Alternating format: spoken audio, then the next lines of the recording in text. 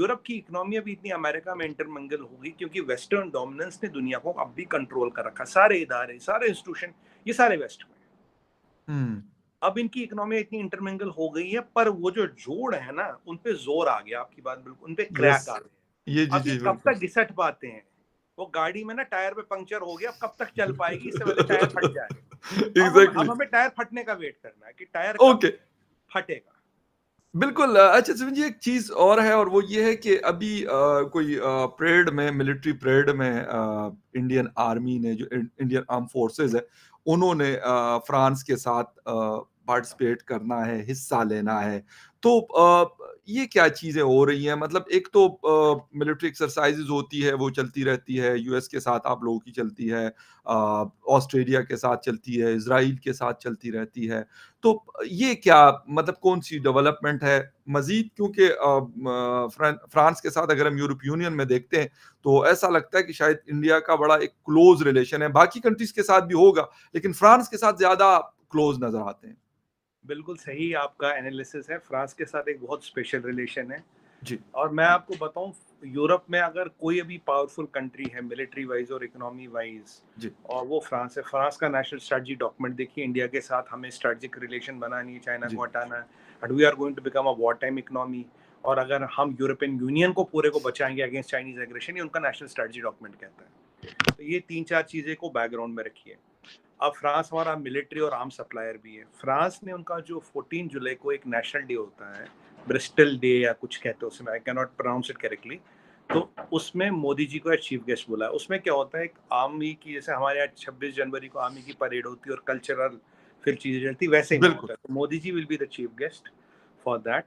और वहाँ पे जब अभी 1 या 2 साल पहले मैक्रोन साहब हमारे यहाँ चीफ गेस्ट थे, तो फ्रांस का एक कंटेंजेंट ने मार्च पास किया था कर्तव्य पथ पे। तो अब जी। की बार हमारी आर्मी का कंटेंजेंट भी वहां मार्च पास करेगा ऑन देयर रिपब्लिक डे। आप ओके। रिपब्लिक डे तो नहीं, देयर नेशनल डे जी जी। या ब्रिस्टिक डे, जो व्हाटएवर यू कॉल इट, उनका वो जो है वो मतलब नेशनल डे मान लीजिए, उस पे हमारा कंटेंजेंट भी परेड करेगा और Modi ji will be the chief guest. Arab world के अंदर भी हम ये सुन रहे हैं कि एक तो इंडियन इन्फ्लुएंस या इंडियन रिलेशंस जो हैं वो बहुत एक हाई लेवल पे आए हैं, सऊदी अरब के साथ, यूएई के साथ, बाकी अरब कंट्रीज के साथ, वैसे क्योंकि ये दो ही लीड करते हैं अरब वर्ल्ड को।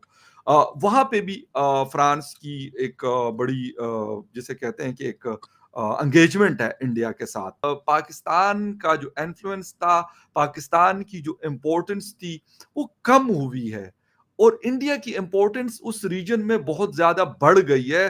शायद कहते हैं कि कुछ साल पहले ये सोचा भी नहीं जा सकता कि ऐसा होगा, लेकिन अब हमें ये देखने को मिल रहा है, और इसमें बड़े सारे एक्सपर्ट्स ने लिखा है। मैं तभी आपसे ये सवाल कर रहा हूं। नमस्कार दोस्तों, हर हर महादेव, जय हिंद। करंट इंडिया में आपका स्वागत है। भारत एक तेजी से विकासशील देश है जिसका दुनिया के विभिन्न क्षेत्रों पर महत्वपूर्ण प्रभाव है। हालांकि इसका सीधा असर पड़ोसी देशों पाकिस्तान और चीन में सबसे ज़्यादा मजबूती से महसूस किया जा रहा है। भारत और पाकिस्तान के बीच संबंध दशकों से तनाव से भरे हुए हैं। दोनों देशों के बीच कश्मीर पर विवाद, आतंकवाद, सीमा विवाद जैसे विभिन्न मुद्दों का सामना करना पड़ रहा है। देखिए फगर भाई, अगर आप इसको याद करें, अभी यूएई हमारा थर्ड हाईएस्ट ट्रेडिंग पार्टनर है, यस। और आने बिल्कुल। वाले 10 सालों में ये ट्रेड करीब 100 बिलियन जाएगा, हम्म। $100 बिलियन। तो अब यूएई को भी मार्केट चाहिए, मार्केट जी चाहिए अपनी चीज। अब जी। यूएई फूड पार्क यहाँ लगा रहा है, यूएई सोलर पार्क यहाँ लगा रहा है, यूएई हाँ। मॉल्स में इन्वेस्ट कर रहा है।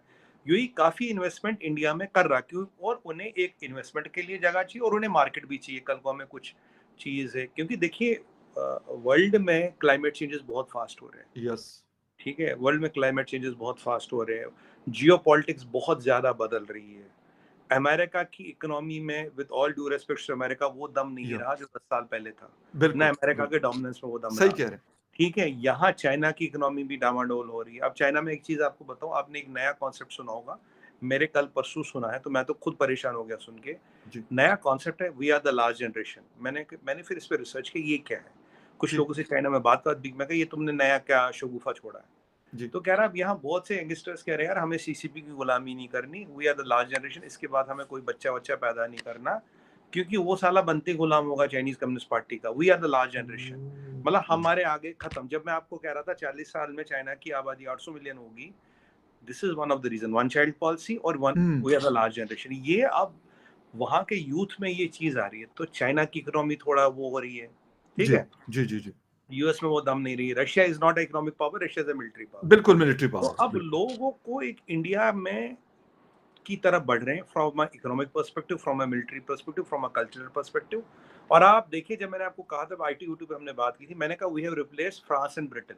मैंने आपको ये बोला था या बिल्कुल आपने पहले फ्रांस और ब्रिटेन किया, क्योंकि मैं मिडिल ईस्ट तो कईयों बार गया हूँ, मतलब शायद 10-20-50 बार से ज्यादा गया हूँ मिडिल ईस्ट की सारी कंट्रियां देखी है मैंने, एक्सेप्ट सऊदी नहीं गया मैं। तो मैंने कहा कि वहां पे आपका सिक्का चलता था यूएई में आपके फ्रांस का या ब्रिटेन का। अगर I2U2 में उन्हें रिप्लेस किया गया, फखर भाई मैंने आपके चैनल पे प्रेडिक्ट किया था, आप मान के चलिए फ्रांस और ब्रिटेन का इन्फ्लुएंस वहां कम हो रहा है और इंडिया का एक एनहांस रोल होगा। I2U2 में इंडिया को डालने का मतलब ही एक एनहांस रोल। और यहाँ पे people are very about China's influence in Middle East. तभी पीछे अजीत डोभाल साहब भी गए थे, ईरान भी घुमाए, मिडिल ईस्ट भी घुमाए। उसी पॉइंट पे मैं आ रहा था, बिल्कुल उसी पॉइंट पे आ रहा था कि यूएई और सऊदी अरेबिया के सिक्योरिटी एडवाइजर से बड़ी इंपॉर्टेंट मीटिंग हुई थी अजीत डोभाल साहब की।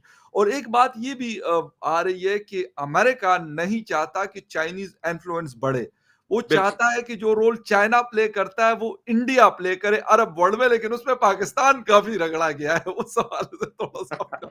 देखिए अभी जो एक बड़ी चीज हमने जो उनको ऑफर की है, वो है वो जो हम रोड की बात कर रहे थे ना अपने लास्ट शो में, जो अमेरिका से एक ट्रेन की रोड, रेल और शिप का एक आएगा नेटवर्क, इंडिया।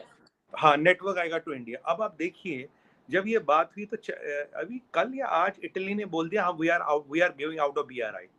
मैंने आपको बोला था फखर भाई, अब आप देखेंगे ये ऑल्टरनेट वायबल है, सस्टेनेबल है, सस्ता और टाइम टेस्टेड और जल्दी बनेगा, इसीलिए people will start walking out of BRI। Italy पहली बड़ी कंट्री जिसने बोला we are walking out of BRI, हमें नहीं चाहिए आपका BRI। अगर ऐसी 5 कंट्रियां BRI से निकल गई, भाई रोड हवा पे तो नहीं बनाओगे ना सर। बिल्कुल भाई कंट्रीज जब चाहिए, 5 पड़ोसी मिलेंगे तभी तो सड़क आगे चलेगी। अगर बीच के 5 लोग निकल गए तो अटक गया ना, अटक गई ना रोड। तो इसीलिए ये चेंजेस हो रही है, वर्ल्ड चेंज हो रहा है एंड वी डोंट वांट, हम नहीं चाहते, अमेरिका नहीं चाहता, पूरा वेस्टर्न वर्ल्ड नहीं चाहता कि चाइना का इन्फ्लुएंस बढ़े। डॉक्टर जयशंकर साहब ने इंडो पैसिफिक यूक्रेन वॉर को डिस्कशन हुई है अपने 8 काउंटर पार्ट से इन स्वीडन। एक तो ये बड़ी एक अहम डेवलपमेंट है कि 8 यूरोपियन कंट्रीज के साथ उनकी बात हुई है।